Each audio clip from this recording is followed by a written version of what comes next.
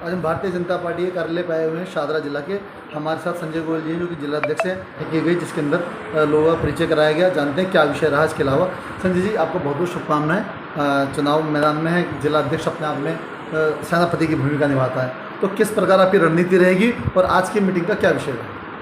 देखिए, इस बार तीसरी बार हम मोदी जी की सरकार बनाने जा रहे हैं और 400 पार 100% होगा। और उसी उपलक्ष्य में हमारे आज लीगल सेल की बैठक हुई है। लीगल सेल के जो कन्वीनर हैं हमारे शाहदरा जिला के एडवोकेट पवन वर्मा जी हैं और उनकी अध्यक्षता में आज बैठक संपन्न हुई है। करीब लगभग 30 एडवोकेट्स अलग अलग वार्ड से, हमारे जो 18 वार्ड हैं 5 विधानसभाओं से आए थे। और हमारे जो इस लीगल सेल के प्रभारी हैं दीपक मल्होत्रा जी, जो कि पूर्व में निगम पार्षद भी रहे, उन्होंने बैठक की, परिचय बैठक की और सभी ने एक संकल्प लिया है कि इस बार पूरी दिल्ली से हर्षमल्होत्रा जी को अधिक से अधिक मतों से जिताकर उस 400 की जो माला बनने वाली है उसमें एक मोती के रूप में हर चमकेंगे। तो ये हम सब ने संकल्प लिया। और क्योंकि भारतीय जनता पार्टी के जितने भी कार्यकर्ता हैं, समर्थक हैं, वो डेडिकेटेड हैं। और क्योंकि दिल्ली के अंदर जिन्होंने कहा था कि हम ईमानदारी से काम करेंगे, लेकिन आज खुद ही भ्रष्टाचार में लिप्त हैं, जैसा कि चोर चोर मोहसिन वाई जिसको कहा था कि हम कांग्रेस के नेताओं को अंदर भेज देंगे, उन्होंने भ्रष्टाचार किया है। आज उन्हीं के साथ गठबंधन कर बैठे हैं और चोर चोर मोहसिन वाई भी एक दूसरे को बचाने में लगे हैं, लेकिन वो बचने वाले नहीं, क्योंकि उन्होंने दिल्ली की जनता को लूटा है और दिल्ली की जनता ने कभी माफ़ नहीं करने वाली है। सर, मैं जहाँ तक देख पा रहा हूँ कि चुनाव से बाहर लग रही है आम आदमी पार्टी, क्योंकि रणनीति में क्या होती है, जब चुनाव होता है तो दोनों अपने अपने मुद्दे लेके आते हैं। आप, मुझे लग रहा है, अपने मुद्दे पर लड़ रहे हैं, लेकिन आज स्थिति है कि आम आदमी पार्टी अरविंद केजरीवाल जी जेल से सरकार चलाएं, जेल से के अंदर से चलाएं, वो सिर्फ इसी में उलझ के रह गई है। तो कहीं वन साइड चुनाव तो नहीं हो रहा दिल्ली में? देखिए, पहले भी ये वन साइड चुनाव था, क्योंकि लोगों ने नकार दिया है। क्योंकि केजरीवाल ने जिस तरह से झूठ बोला है एनजीटी के इलेक्शन में, कहा कि मैं एनजीटी के अंदर भ्रष्टाचार खत्म कर दूँगा, लेकिन भ्रष्टाचार चरम सीमा पर है और कोई डेवलपमेंट नहीं, कूड़े के ढेर लगे हुए। उन्होंने कहा हाउस टैक्स कम कर देंगे, हाउस टैक्स कम नहीं होकर उल्टा 20% बढ़ाए। जनता ताई ताई कर रही है, ताई ताई कर रही है। साथ में उन्होंने कहा था हम दुकानदारों के लिए लाइसेंस ईजी कर देंगे। ईजी की बात तो छोड़ी, लाइसेंस बनने में इतनी समस्या आ रही है। उन्होंने 10 वायदे किए थे, तो जनता को स्पष्ट नज़र आ गया है कि ये क्या नाम है, सिर्फ झूठा जादूगर है और ये सिर्फ और सिर्फ जनता को लुभाना चाहता है। इस तरह से आज की डेट में क्या है, जनता क्यों उसको सपोर्ट करेगी? आज देखिए ना, वरिष्ठ नागरिकों की आपके उन्होंने पेंशन बंद कर दी है, पिछले 7 साल से पेंशन नहीं मिली है, पिछले 8 साल से राशन कार्ड नहीं बने हैं। जनता क्यों उनको वोट कास्ट करेगी? तो बार बार वो झूठ बोलते हैं। वो कहते हैं यमुना नदी को 2015 में कहा था कि मैं यमुना नदी में 2016 में डुबकी लगाऊंगा, फिर कहा 2019 में लगाऊंगा, 2019 का चुनाव आया तो 2020 में लगाऊंगा, 20 में आया तो 2024 में लगाऊंगा। यमुना नदी बेचारी वहीं की वहीं है, क्योंकि वो सिर्फ और सिर्फ एकला व्यक्ति है। और एकला व्यक्ति होने के नाते जिस तरह से उसने दिल्ली की जनता को लूटा है, शराब के घोटाले में लिप्त है, वो छूटने वाला नहीं है। ना उसके साथ जितने नेता उसके साथ लिप्त है, वो 100% उस सब जेल जाने वाले हैं। वही अजय माकन जो 2 महीने पहले कह रहे थे, 3 महीने पहले कह रहे थे इसको अंदर करिए केजरीवाल शराब का घोटाले का माफिया है, आज उसी के साथ ये गठबंधन कर बैठे हैं। तो कहने का मतलब है उन्हें लगा कि अब मोदी जी यदि तीसरी बार आने जा रहे हैं, कहीं ऐसा ना हो हम सबकी दुकान बंद हो जाए, इसलिए दुकान बंद ना होकर हम यदि इकट्ठे होकर चुनाव लड़ेंगे तो शायद हो सकता है हमारी एक आध दुकान बच जाए, लेकिन वो भी संभव नहीं है, क्योंकि वो सब भ्रष्ट नेता अब जनता चाहती है कि ईमानदार नेता क्या नाम है देश की सत्ता को संभालें। और तीसरी बार मोदी जी देश की सत्ता को संभालकर देश को विकसित बनाए। और जिस तरह से देश की अर्थव्यवस्था 10वें नंबर से 5वें नंबर पर आई है और 2024 में गई है। अधिवक्ताओं के लिए कुछ संदेश देना चाहिए? अधिवक्ता तो ऐसे ही देश के इंटेलेक्चुअल लोग हैं, इनके बिना कोई संभव नहीं है, न्याय संभव नहीं है, और अच्छे लोग होते हैं। और मैं समझता हूँ कि ये तो खुद संदेश देने वाले होते हैं, उनके लिए संदेश क्या देंगे हमको? इनको तो सर, अभी कुछ समय पहले तक अरविंद केजरीवाल करकटुमा कोर्ट में आए तो एक पत्रकार ने कहा कि सर आप कुछ कहना चाहेंगे, तो उनका कहना था मैं दिल्ली की सबसे सेंसिटिव कोर्ट में हूँ, इसलिए मैं कुछ नहीं कहूँगा, जबकि बीजेपी हमेशा डॉक्टरों और अधिवक्ताओं को आगे बढ़ाती है। देखिए, वो उनका केजरीवाल को पता ही नहीं है, ऐसा जो है ना, कुछ भी बोल सकते हैं, उनके मन की बात है। वो कहते हैं मैं ही राजा हूँ, और राजा कुछ भी बोल सकता है। वो कहते हैं मन के राजा हैं वो अपने।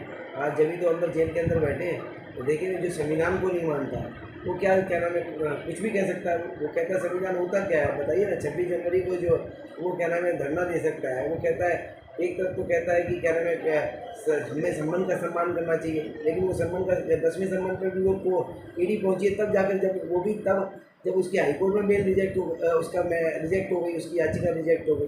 तो कहने का मतलब है कि केजरीवाल के विषय में क्या बोले हमें बोलने में अच्छा भी नहीं लगता, क्योंकि वो व्यक्ति ऐसा है जो संविधान को नहीं मानता, जो जनता से एक्सपेक्टेशन करता है कि पहले संबंध पर पेशी में जाइए और खुद 10वीं तक नहीं जाएगा। वो जनता को क्या संदेश देगा, क्या वो न्याय की बात करेगा, ये बताइए।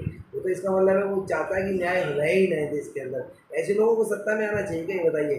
जो 10वीं संबंध तक से सम्मान नहीं आ रहे, तो तुम ईमानदार हो तो पहले संबंध में जाना चाहिए। आप 10 को क्यों रिजेक्ट कर रहे हो, क्यों हाई कोर्ट में बार बार बेल लगा रहे हो, क्यों सुप्रीम कोर्ट से आपने अपनी याचिका को रिट को वापस ले लिया। यदि आप सच्चे थे तो सुप्रीम कोर्ट में रुकना चाहिए था उस समय। क्यों उनके वकील ने कहा नहीं नहीं हम कहीं, क्योंकि पता था कि वो कविता की एप्लीकेशन रिजेक्ट हो गई थी, तो कहीं ऐसा ना हो हमारी भी रिजेक्ट हो जाए, परमानेंट 6 महीने के लिए अंदर ना रह जाए, क्योंकि सुप्रीम कोर्ट में हर दिन तो सुप्रीम कोर्ट उनके लिए तो मैं गोपाल राजपूत मेरी दिल्ली मेरे शाम की विशेष रिपोर्ट में मैं एक बार फिर आपका स्वागत करता हूँ। इस वक्त हम शाहदरा जिला भारतीय जनता पार्टी कार्यालय पर है। यहाँ पर आज लीगल सेल की एक बैठक रखी गई संजय गोयल जी के नेतृत्व में या पवन वर्मा जी जो कि संयोजक है शाहदरा जिले के। जानेंगे क्या चर्चा हुई और क्या विषय था और किस प्रकार की आगे इनकी रणनीति रहने वाली। तो आपका बहुत बहुत स्वागत है मेरी दिल्ली में शाम में। तो आज आपने जो बैठक की तो क्या इसका विषय रहा? बहुत बहुत धन्यवाद राजपूत जी। आज शाहदरा जिला की जो लीगल सेल है उसके संगठन के निमित्त ये बैठक थी और जितने भी भाई साहब हमारे यहाँ आसपास सारे भाई अधिवक्तागण यहाँ नज़र आ रहे हैं, रुपेश जी हैं, राजकुमार जैन जी हैं, नितिन भाई हैं, आकाश जी हैं, खन्ना जी हैं, सब लोग इस निमित्त यहाँ एकत्रित हुए हैं कि आने वाला जो चुनाव 2024 का होने वाला है इसमें किस प्रकार मोदी जी को तीसरी बार पुनरावर्ती हो और एक बड़े बहुमत के साथ, एक बड़े मैंडेट के साथ वो किस प्रकार दोबारा वापस आए। उसमें अधिवक्ताओं का क्या योगदान हो सकता है। एक ऐसा हैशटैग है कि advocate for Modi and Modi for advocate, जो हमारी सभी पोस्ट सोशल मीडिया पोस्ट में चलेगा और सभी अधिवक्तागण कर उनकी कोर्ट की तरफ से हम पूरी तरह से करबद्ध हैं कि हम मोदी जी को दोबारा जीतें। अब हम बात करते हैं वर्मा जी के टीम से। आपका नाम क्या? राजकुमार जी। राजकुमार जी क्या कहेंगे? मैं ये कहना चाहूँगा कि हमें हर तरीके से तन मन धन तीनों को लग करके इस बार फिर से मोदी जी को जिताना है और हर हाल में भाजपा को।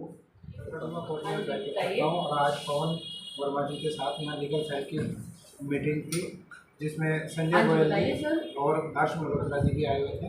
और इसमें आज हमने अपना एजेंडा रखा है advocate for Modi ji for advocate and BJP for advocate for BJP.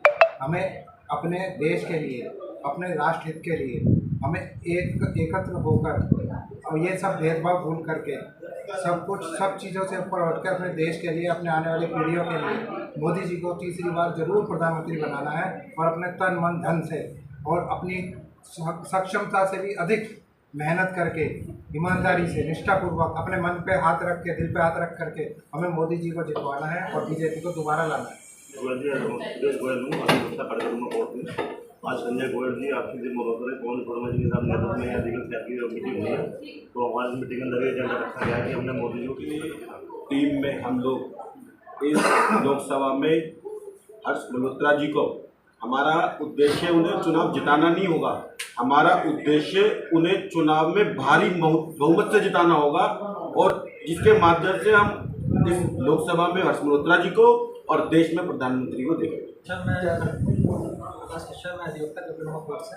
मैं यही चाहता हूँ कि आने वाले समय में जब भी वोट का समय आए हमें वोट देना जरूर जाना चाहिए।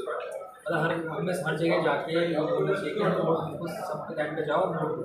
सबसे बड़ी बात किसी ने एक बात कही थी कि अगर आपने वोट नहीं किया हमारे समाज ने तो आपका भविष्य का जो निर्माण करेगा कोई और करेगा। ये उन्होंने सारा जिले की जोड़ी है। इस प्रकार अधिवक्ता पवन वर्मा जी के नेतृत्व में सब यही कह रहे हैं कि सब सहयोग करें, हो सके सहयोग करें।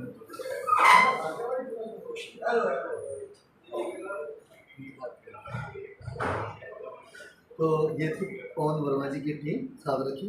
सब अपने अपने स्तर पर काम करेंगे, लेकिन अधिवक्ताओं या डॉक्टरों या पत्रकारों को इसलिए ऊपर रख रखा क्योंकि वो स्मार्ट वर्क करने में यकीन करते हैं और हर व्यक्ति से अनेकों लोग जुड़े होते हैं। जैसे कि आप जानते हैं एक अधिवक्ता का जीवन ऐसा होता है कि अनेकों लोगों के जीवन से लोग जुड़े रहते हैं, पारिवारिक बातें करते हैं, तो उनकी बात को समझना आसान होता है और अपनी बात जब किसी आगे रखते हैं तो लोगों को यही महसूस होता है, यही लगता है कि अगर कोई अधिवक्ता किसी के विषय में कोई बात कह रहा है तो सही कह रहा होगा, उस पर यकीन करते हैं। इसीलिए महत्वपूर्ण हो जाता है भारतीय जनता पार्टी में अधिवक्ता परिषद का रोल।